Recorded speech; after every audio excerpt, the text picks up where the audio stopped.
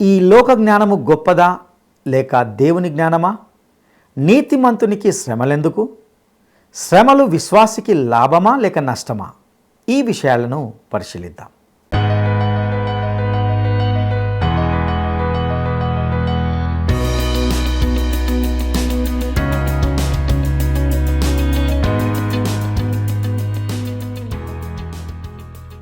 క్రీస్తునందు ప్రియమైన ప్రేమధార టీవీ వీక్షకులందరికీ మన ప్రభువును రక్షకుడైన యేసు క్రీస్తు శక్తిగల నామంలో శుభములు తెలియజేస్తున్నాం.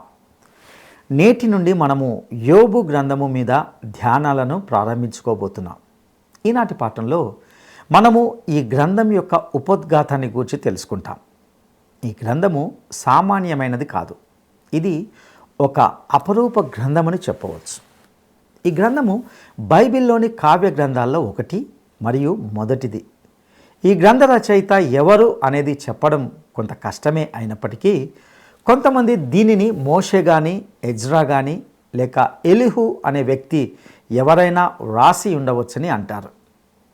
యోబు ఖచ్చితంగా జీవించిన కాలం కూడా మనకు అంతగా తెలియదు.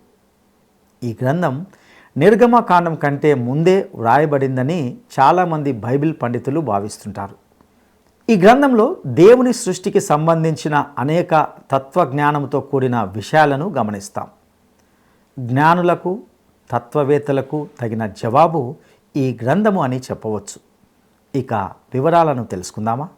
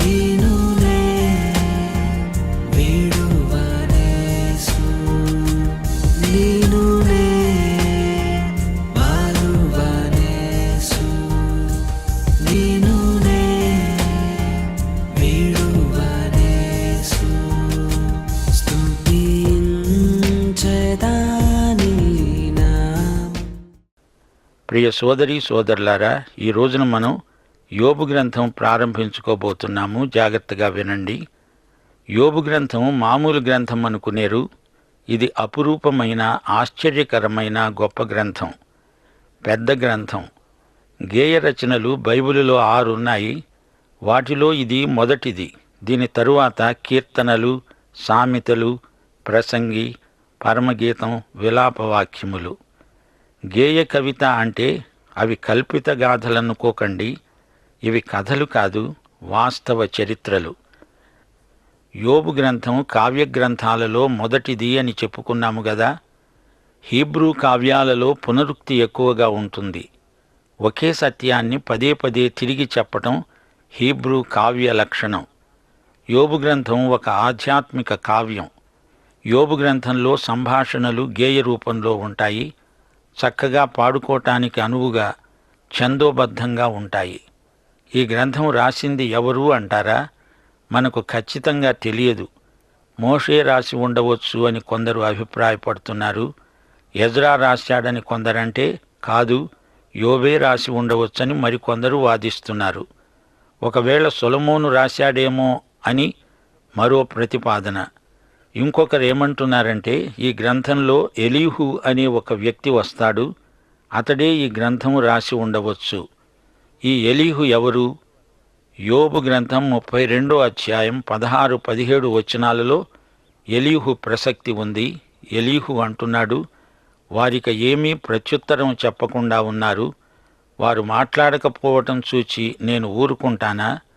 నేనియ్యవలసిన ప్రత్యుత్తరం నేనిస్తాను.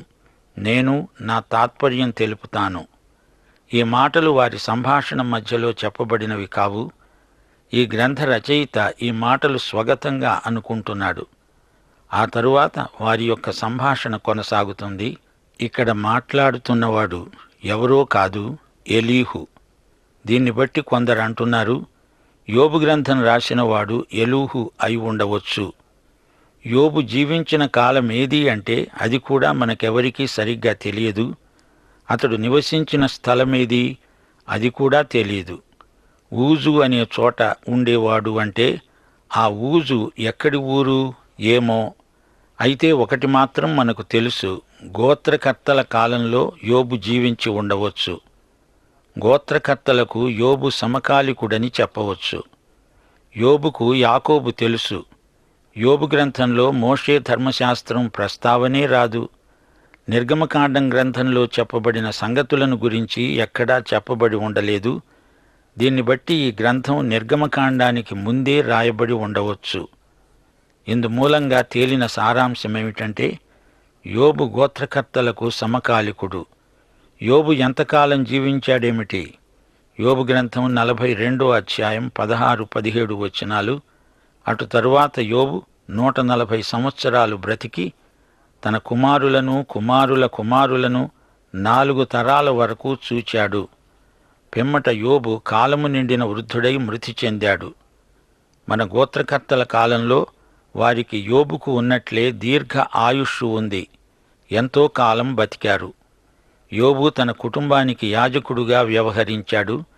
ఇశ్రాయేలు జాతిని గురించి గాని యాజక వ్యవస్థను గురించి గాని ఈ గ్రంథంలో ఒక్క మాట కూడా చెప్పబడి ఉండలేదు.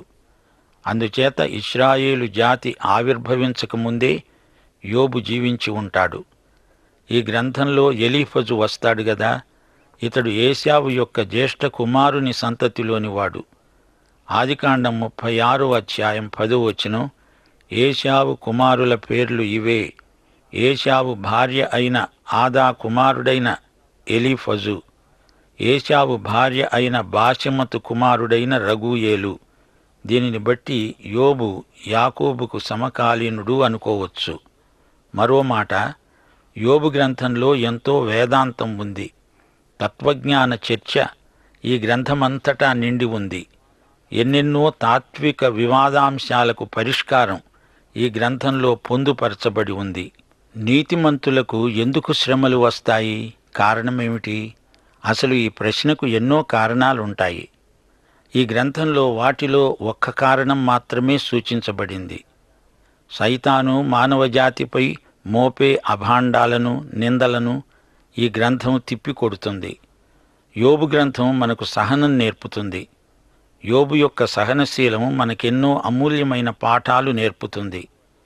యాకోబు పత్రిక 5వ అధ్యాయం 11వ వచనం, సహించిన వారిని ధన్యులు అనుకుంటున్నాము గదా. మీరు యోబు యొక్క సహనమును గూర్చి విన్నారు. ఆయన ఎంతో జాలి కనికరము గలవాడని మీరు తెలుసుకొని ఉన్నారు. అది సరే, యోబుకు 100% సహనం ఉందా? ఏమో. అయినా దేవుడతడికి 98% మార్కులకే ఉత్తీర్ణతా పత్రమిచ్చాడు. దీనికి మీరేమంటారు? పోనీ 100కి 35 మార్కులన్నా వస్తాయా మీకు? ఈ గ్రంథం ఆశాంతం విన్నప్పుడు మీకే తెలుస్తుంది. ఈ గ్రంథంలో పశ్చాత్తాపాన్ని గురించిన పాఠాలు కూడా మనం నేర్చుకుంటాము. పశ్చాత్తాపం అనే మాటకు మారుమనస్సును పర్యాయ పదంగా మన వాళ్ళు ప్రయోగిస్తూ ఉంటారు. బైబిలులో కొందరు చెడ్డ వ్యక్తులను గురించి వింటాము. యూదారాజులలో మనష్షే చెడ్డవాడు, నిజమే, అతడు మారుమనస్సు పొందాడు అన్న వార్తను మనమెంతో ఆసక్తితో వింటాము గదూ. సరే, ఇప్పుడు తార్సువాడైన సౌలు మాటేమిటి? అతడు యేసు ప్రభువుకు విరోధంగా ఎంతో పనిచేశాడు. దేవుని బిడ్డలకు ఎంతో కీడు చేశాడు. దేవుని సంఘానికి ఎంతో నష్టం కలిగించాడు. తార్సువాడైన సౌలు పశ్చాత్తప్తుడయ్యాడు. అతడు మారుమనసు పొందాడు. నాటి నుండి నేటి వరకు ఎందరెందరో మారుమనసు పొంది ప్రభువును స్వకీయ రక్షకుడుగా అంగీకరిస్తున్నారు. దేవుడు చెడ్డ మనిషిని పశ్చాత్తాపానికి నడిపించటం ఒక ఎత్తు, యోబులాంటి మంచి మనిషికి పశ్చాత్తాప పాఠం నేర్పటం మరో ఎత్తు. ఈ గ్రంథం ముగింపులో యోబు అన్న మాటలు మన చెవులలో రింగుమని మారుమోగుతాయి.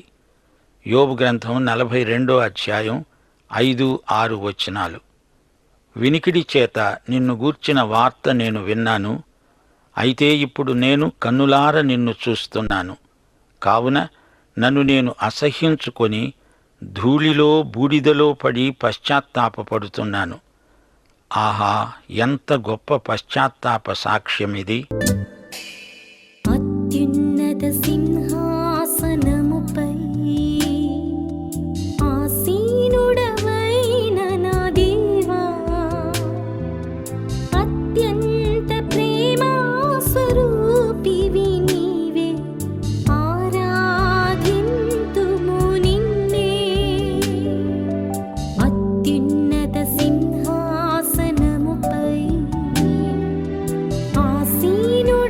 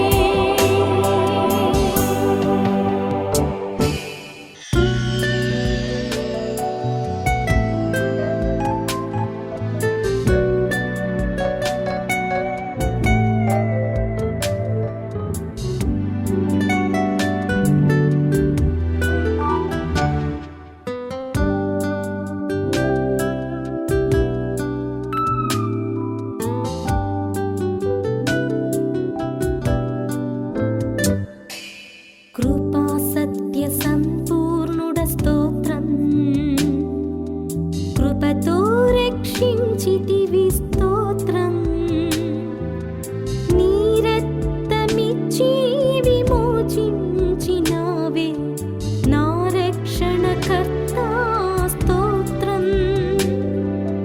కృపా సత్య సంపూర్ణుడ స్తోత్రం. కృపతో రక్షించితివి స్తోత్రం. నీ రక్తమిచ్చి విమోచించినావే నా రక్షణకర్త స్తోత్రం. హల్లెలూయా, హల్లెలూయా,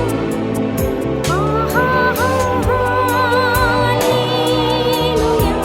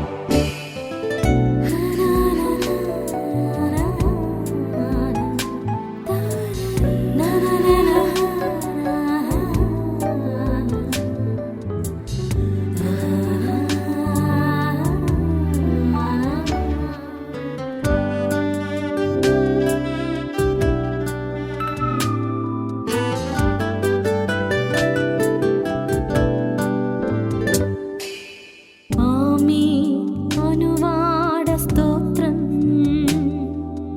అల్ఫా ఒమేగా స్తోత్రం. అగ్ని జ్వాలల వంటి కన్నులు గలవాడ అత్యున్నతుడా స్తోత్రం. ఆమేన్ అనువాడ స్తోత్రం. అల్ఫా ఒమేగా స్తోత్రం.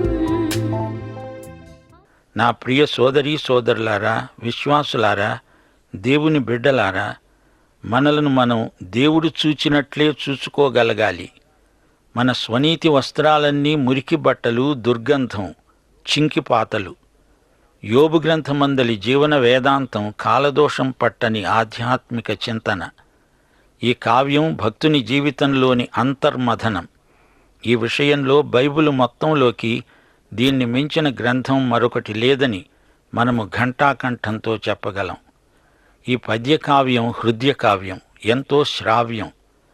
ఈ గ్రంథంలో ఈ లోకం, పరలోకం, ఈ రెండు లోకాలలో సమానాంతరంగా జరిగిన చర్చలు రాయబడి ఉన్నాయి. ఇది పురాణం కాదు, ఇదొక యోబోపాఖ్యానం అనుకోకండి. ఇది వాస్తవ గాథ, చరిత్ర, ఒక భక్తుని అనుభూతి పరంపర. యెహెజ్కేలు గ్రంథం 14వ అధ్యాయం 14-20 వచనాలు, యాకోబు పత్రిక 5వ అధ్యాయం 11వ వచనంలో యోబు పేర్కొనబడ్డాడు అంటే ఇతని జీవిత వృత్తాంతాన్ని చరిత్ర ధృవపరుస్తున్నదని మనం ఒప్పుకోక తప్పదు. 1 కొరింథీ 3వ అధ్యాయం 19వ వచనంలో పౌలు యోబు మాటలనే ఉదహరిస్తున్నాడు. ఈ లోకజ్ఞానము దేవుని దృష్టిలో వెర్రితనమే. యెహెజ్కేలు గ్రంథంలో యోబు ప్రస్తావన వచ్చింది. నోవహు, దానియేలు, యోబు ఈ ముగ్గురు అట్టి దేశములో ఉండినా వారు తమ నీతి చేత తమను మాత్రమే రక్షించుకోగలుగుతారు. తమ కుమారులను గాని కుమార్తెలను గాని రక్షించుకోజాలరు. యోబు వ్యక్తిత్వం ఎంతో ఆధ్యాత్మిక విలువ గలది.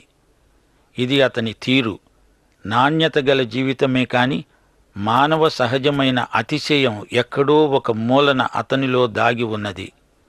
దేవుని ఎదుట నేను నిర్దోషిని, నిష్కళంక చరిత్ర నాది అనుకున్నాడు. ఇదే భావనను దేవుని ఎదుట సమర్థించుకోవాలని చూచాడు. ఈ విషయంలో తనను తాను దేవుని దృక్పథంతో చూచుకొని అతడు పశ్చాత్తప్తుడయ్యే వరకు దేవుడతణ్ణి బాగా ఒత్తాడు. మానవుని వైఖరికి, అతని నిర్దేవ భావనలకు మానవుడే పశ్చాత్తాపం చెందాలి. మానవుడు పాపి అవడానికి మానవుడే బాధ్యుడు, మరెవరూ కారు. తల్లిదండ్రుల పెంపకమా, వాతావరణమా, ఏది కారణం? మానవుడు పాపి అవడానికి మానవుడి పాపమే కారణం. ఈ పాపాన్ని పరిహరించగలవాడు యేసుక్రీస్తు మాత్రమే.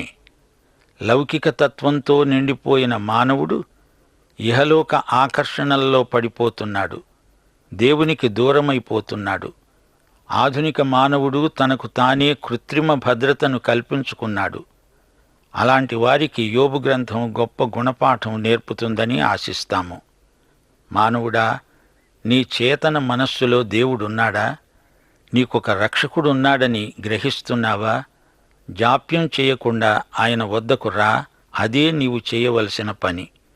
యోబుకు దేవుని యందు అచంచల విశ్వాసమున్నది. యోబుకు దేవుడు కఠినమైన విశ్వాస పరీక్షలు పెట్టాడు. ఈ పరీక్షలను బట్టి యోబు దేవునికి ఎంతో సన్నిహితుడయ్యాడు. యేసు దగ్గరికి రాగోరే వ్యక్తి తాను పాపినని గ్రహించాలి, పశ్చాత్తప్తుడవ్వాలి. అప్పుడు దేవుడు అతణ్ణి రక్షిస్తానంటున్నాడు. యేసు నీ స్వకీయ రక్షకుడై ఉండాలి. ఆయనకు నీవు పూర్తిగా వశమైపోవాలి. ఆయన నీకు ప్రభువై ఉండాలి. నీవు శిలువ వద్దకు రావాలి. అక్కడి నుండే నీ ఆధ్యాత్మిక యాత్ర మొదలవుతుంది. యోబు తన శ్రమలన్నిటిలో దేవుని సన్నిధిని గురించిన చైతన్యం గలవాడు. దేవుడు తనకు ఎందుకు ఇన్ని కష్టాలు రానిస్తున్నాడో యోబుకు అర్థం కావటం లేదు. యోబు నేర్చుకోవలసిన పశ్చాత్తాప పాఠమొకటి ఉన్నది. అందుకే ఇన్ని అగచాట్లు అతనికి వచ్చాయి. అనగా దేవుడు రానిచ్చాడు గనకే కష్టాలు వచ్చాయి. తన భక్తుణ్ణి ఎలా గుణపరచాలో దేవునికి తెలుసు. ఇదే యోబు గ్రంథంలోని కేంద్ర సత్యం. యోబు గ్రంథంలో మొదటి 2 అధ్యాయాలలో వచన కావ్యం ఉంది. అందులో ఎంతో నాటకీయత ఉంది. ఊజు దేశంలో యోబు ధనధాన్యాలతో తొలతూగుతున్నాడు. అతనికి క్షేమము, భద్రత ఉన్నాయి. అతని చుట్టూరా దేవుడు వేసిన కంచె ఉంది. పరలోకంలో సైతాను దేవుని ఎదుట యోబు మీద నిందారోపణలు చేశాడు. దేవుడు లంచమిచ్చి యోబును భక్తుణ్ణి చేశాడు అంటూ సైతాను ఫిర్యాదు చేశాడు. యోబుకు పరీక్ష పెట్టడానికి దేవుడు అనుమతించాడు. యోబు సంతానమంతా మృతి చెందారు. అతని ఆస్తి అంతా ధ్వంసమైపోయింది. ఈ పరీక్షలో యోబు గెలిచాడు. అప్పుడు 2వ పరీక్ష పెట్టాలని సైతాను దేవుని నుండి అనుమతి పొందాడు. ఈ 2వ పరీక్షలో యోబు ఆరోగ్యం పాడైపోయింది. భార్య సూటిపోటీలు ఎక్కువైపోయాయి. యోబు ఈ మహాబాధలో ఊరి బయట పడి ఉన్నాడు. స్నేహితులైనా వచ్చి ఆదరిస్తారా అంటే అదీ లేదు. వారి వేదాంతం యోబుకు ఆదరణ కాదు, ఆందోళన ఎక్కువ చేసింది. యోబుకు ఎడాపెడా చీవాట్లే, అతనికి నొప్పి కలిగించే ఉపన్యాసాలే. వారు మౌనంగా ఉన్నా బాగుండేది. ఊరికే మాట్లాడి అతని బాధను ఎక్కువ చేశారు. వారి ధోరణిని యోబు అర్థం చేసుకోలేకపోతున్నాడు. ఎలీఫజు, బిల్దదు, జోఫరు, ఎలీహు అనే 4 యోబు స్నేహితులు 4 విభిన్న దృక్కోణాలలో యోబు శ్రమలను విశ్లేషించడానికి పూనుకున్నారు. చివరికి ఏకాంతంగా దేవుడు యోబుతో మాట్లాడాడు. దేవుడు ముఖాముఖిగా యోబుకు తన సంపూర్ణ చిత్తాన్ని బయలుపరిచాడు. విశదంగా మాట్లాడాడు. ఆ తరువాత ఈ గ్రంథం ముగింపులో ఊజు ప్రాంతంలో దేవుడు యోబు కోల్పోయిన దానికి రెట్టింపు అనుగ్రహించాడు. ఇది ఈ గ్రంథ సారాంశం. యోబు గ్రంథంలో 42 అధ్యాయాలున్నాయి. ఈ మొత్తం గ్రంథాన్ని 25 సందేశాలలో ముగించగోరుతాము. మీరు ప్రతిరోజు పాఠానికి సిద్ధపడి రండి. పాఠ్య భాగాన్ని పాఠం అయిపోయాక తిరిగి చదువుకోండి. బాగా జీర్ణం చేసుకోండి. యోబు గ్రంథం మీ వ్యక్తిగత జీవితాలలో గొప్ప ఉజ్జీవం రప్పిస్తుందని మేము ఎంతో నిరీక్షిస్తున్నాము. వచ్చే పాఠానికి యోబు గ్రంథం 1వ అధ్యాయం చదువుకొని రండి. యోబు ఊజు దేశ నివాసి. ఇది మధ్యప్రాచ్యంలోని ప్రాంతం. ఊజు అనే పేరు ఒక వ్యక్తికి చెందినది. ఆ పేరుతోనే ఆ ప్రాంతం పిలువబడింది. ఇతడే దమస్కు పట్టణాన్ని నిర్మించినవాడు. సిరియా ఎడారులలోని ప్రాంతం ఇది. యోబు ఎంత గొప్ప భక్తుడో! అతడు మనలాంటి వాడే, కాని అతనిలాంటి వారం మనమైతే ఎంత బావుండు. దైవాశీస్సులు. ప్రభు అయిన యేసుక్రీస్తు వారి కృపాబాహుళ్యము, తండ్రి అయిన దేవుని అవ్యాజమైన ప్రేమ, పరిశుద్ధాత్మ సహవాసానందము మనకందరికీ నిత్యత్వము పర్యంతము తోడై ఉండునుగాక. ఆమేన్.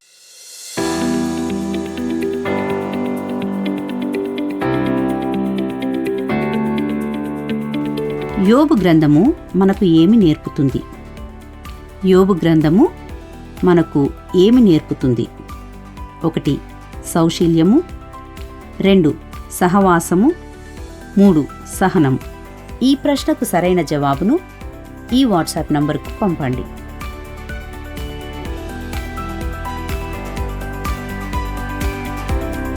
ప్రియులారా, ఇంతవరకు మనము యోబు గ్రంథం యొక్క ఉపోద్ఘాతాన్ని గూర్చి వింటూ వచ్చాం. ధర్మశాస్త్ర ప్రస్తావన సంబంధిత విషయాలు కానీ, ఇశ్రాయేలు యాజక ధర్మంకు సంబంధించిన విషయాలు కానీ మనకు ఇందులో ప్రత్యక్షంగా కనిపించవు. అయితే ఈ గ్రంథంలో మారు మనసును గూర్చి, పశ్చాత్తాపం అనే అంశాలను గూర్చిన ప్రస్తావనను ఈ గ్రంథ చివరి భాగంలో చూస్తాం. ఈ గ్రంథం పరలోక ఇహలోక చిత్రాన్ని కలిపి చూపిస్తుంది. మానవుడు తన నీతి, యథార్థత, మంచితనాల సహాయంతో దేవుని ఎదుట రుజువు కావాలని ప్రయత్నించినట్టుగా చూస్తాం.